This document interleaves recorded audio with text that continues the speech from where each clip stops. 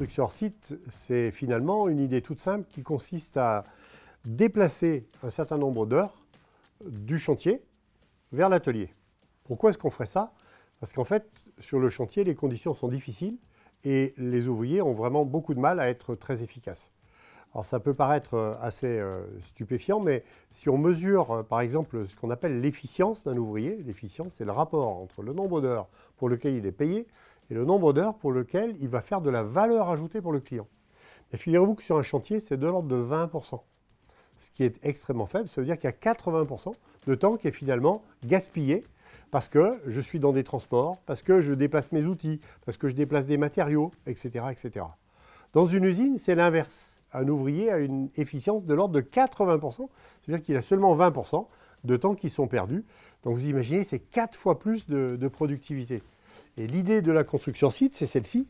Si je réussis à déplacer des tâches du chantier dans un atelier, je vais pouvoir améliorer la productivité et l'efficacité de mes ouvriers. Et bien entendu, leurs conditions de travail, parce qu'ils vont travailler dans des conditions qui vont être infiniment meilleures. Donc c'est ça l'idée de départ. Alors, en France, on est un peu en retard dans le domaine de la construction hors site, il faut bien le dire. Pourquoi? Peut-être parce que justement, on a des entreprises de construction traditionnelles excellentes. En France, on a les meilleures entreprises du monde de la construction. Les majors français sont parmi les meilleures entreprises du monde. Et donc, le modèle de construction français est plutôt basé sur le savoir-faire de ces grandes entreprises.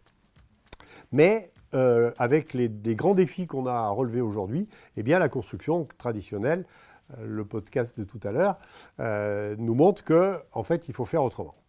Alors ça a commencé il y a déjà longtemps, cette idée de déplacer des heures. Ça a beaucoup été utilisé après la guerre, parce qu'après la guerre, on a eu des besoins qui étaient considérables de reconstruction.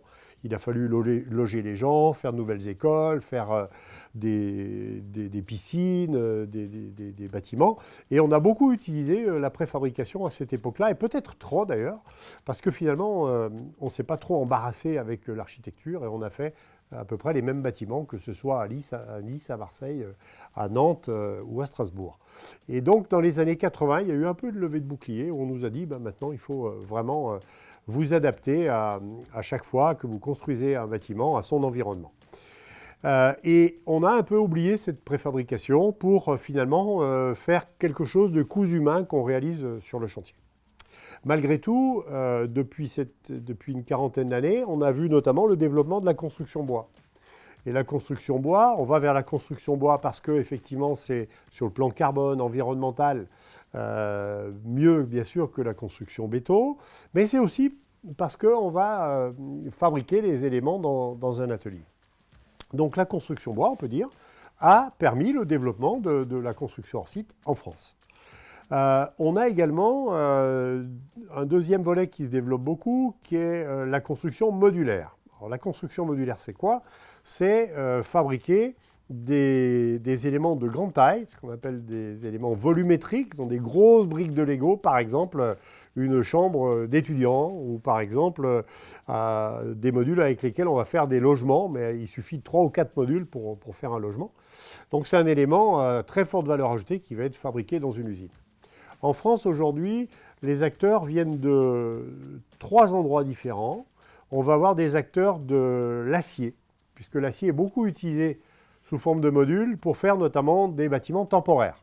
On fait par exemple des écoles temporaires. Quand on a besoin de réhabiliter complètement une école, eh bien on va transférer les élèves dans une école provisoire modulaire, et puis on va réhabiliter l'école ou la refaire complètement, et puis ensuite on va réintégrer les élèves dans cette nouvelle école. Et en fait, les acteurs de la construction modulaire ont dû respecter de nouvelles normes, notamment d'isolation, avec la RT 2005, puis la RT 2012, puis maintenant la RE 2020. Et en fait, ils ont appris à faire des bâtiments temporaires de très très grande qualité. Donc finalement, ils se sont dit, pourquoi est-ce qu'on ne pourrait pas proposer ces écoles, ces bâtiments, sur le marché du bâtiment tout à fait classique et traditionnel. Et c'est ce qu'ils sont en train de faire, avec un avantage immense, c'est qu'ils ont en plus la démontabilité. Ça veut dire que demain, on veut agrandir l'école, eh bien on rajoute des modules, on veut la réduire, eh bien on va enlever quelques modules. Donc ces acteurs-là sont aujourd'hui relativement nombreux. Il y a aussi de nouveaux acteurs qui se créent pour faire vraiment du modulaire permanent, à partir de métal. D'ailleurs, les acteurs du métal ont également à répondre aux besoins de bas carbone, et donc ils ne vont pas hésiter à intégrer d'autres matériaux dans leur module, par exemple du béton bas carbone dans le plancher bas pour améliorer l'inertie thermique, par exemple, mais aussi des façades bois pour améliorer l'efficacité thermique des bâtiments et rajouter cette couche de carbone. Donc on voit bien que les limites des matériaux sont en train de changer. On a bien sûr tous les acteurs de la construction bois qui ont appris à préfabriquer des éléments de façade, de plancher, etc. Et qui, pour certains, ont compris qu'ils pouvaient aller un petit peu plus loin dans l'usine. C'est-à-dire, au lieu d'assembler ces éléments sur le chantier, ils vont les assembler dans l'usine sous forme de modules complètement terminés, avec jusqu'au mobilier. On peut même dire des modules où finalement je livre le module sur chantier et je peux prendre une douche parce que tout est terminé à l'intérieur. Donc ils ont appris à aller beaucoup plus loin. Et puis on a également les acteurs de la construction béton qui, eux également, essaient d'apporter des solutions de préfabrication. Donc d'éléments tels que des murs, des planchers, des poutres, des poteaux, des escaliers, des balcons, etc. Mais aussi des éléments plus complexes de façade qui vont intégrer les menuiseries, l'isolation, etc. Et voire même de modules complets. Ce qu'on peut dire quand même de l'ensemble de ces acteurs, j'ai oublié quelque chose, ce sont les gens qui vont préfabriquer d'autres éléments, des éléments techniques par exemple, des salles de bain préfabriquées, pourquoi pas, des gaines techniques préfabriquées, des systèmes de ventilation, des systèmes de pieuvres électriques. Donc il y a aussi beaucoup d'acteurs qui vont réaliser des composants, quelque part, destinés au bâtiment. L'ensemble de ces acteurs, ce sont plutôt quand même des acteurs qui viennent du bâtiment. Et qui, quelque part, au lieu de tout faire sur le chantier, se sont dit « je vais transférer des choses dans un atelier et je vais travailler dans de meilleures conditions et améliorer ma productivité ». Maintenant, le marché de la construction hors site est en train de se développer fortement. Les besoins sont importants. Donc ces acteurs sont en train de grandir, mais on est en train de voir de nouveaux acteurs arriver sur le marché. Alors, je ne sais pas si vous savez, mais aujourd'hui, par exemple, le monde de l'automobile est en train de rentrer dans de très très grandes turbulences. Pourquoi ? Parce qu'on est en train de développer l'autopartage. Si on se partage les voitures, on aura besoin de moins de voitures. Et on est aussi en train de développer les voitures électriques. Et une voiture électrique a besoin de beaucoup moins de composants qu'une voiture traditionnelle avec un moteur. Il n'y a pas besoin de moteur, il n'y a pas besoin de pot d'échappement, il n'y a pas besoin de réservoir, il n'y a pas besoin de radiateur. Beaucoup d'éléments dont on n'a pas besoin. Le résultat, c'est quoi ? C'est que les industriels de l'automobile, aujourd'hui, sont en train de se préparer à perdre 30% de leur chiffre d'affaires d'ici 2030. C'est demain. Ça veut dire que ça va laisser beaucoup d'emplois sur le carreau, beaucoup d'usines qui vont fermer, et certains de ces acteurs sont en train de regarder du côté du bâtiment en se disant, après tout, est-ce qu'on ne pourrait pas amener notre savoir-faire dans le monde du bâtiment et apprendre à fabriquer des composants, non plus pour l'automobile, mais des composants pour le bâtiment. Et ça ouvre des champs de possibles tout à fait extraordinaires, parce que aujourd'hui, les gens qui fabriquent du hors-site le fabriquent avec des méthodes bâtiment. Donc, ils ont réussi à améliorer, mais ils n'ont pas la culture industrielle qu'ont les fabricants de voitures, qui, eux, sont depuis 40 ans en compétition internationale et qui, pour subsister, ont dû apprendre toutes les techniques de ce qu'on appelle du lean manufacturing, du lean management, qui sont des techniques qui permettent de travailler d'améliorer la qualité et de réduire le coût. Là, je fais un petit comparatif entre le monde de l'automobile et le monde du bâtiment.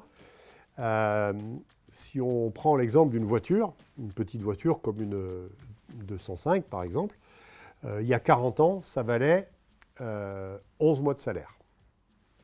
Aujourd'hui, ça coûte plus que 8 mois de salaire.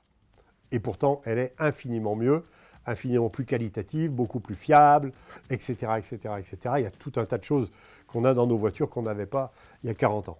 Si maintenant je prends l'exemple d'un logement standard, 4 pièces, voilà, eh bien, en fait, il fallait 5 années de salaire pour acheter un logement il y a 40 ans. Il faut 9 années de salaire aujourd'hui. Ça veut dire que dans l'industrie, on a réussi à améliorer la qualité tout en baissant le coût grâce à l'amélioration de productivité. L'amélioration de productivité dans l'industrie, elle est constante. C'est 200% d'amélioration depuis 40 ans. Et dans le bâtiment, on a plutôt une courbe qui descend vers le bas. On est plutôt de moins en moins efficace aujourd'hui. Il va falloir refaire. Ta dernière phrase. Ouais.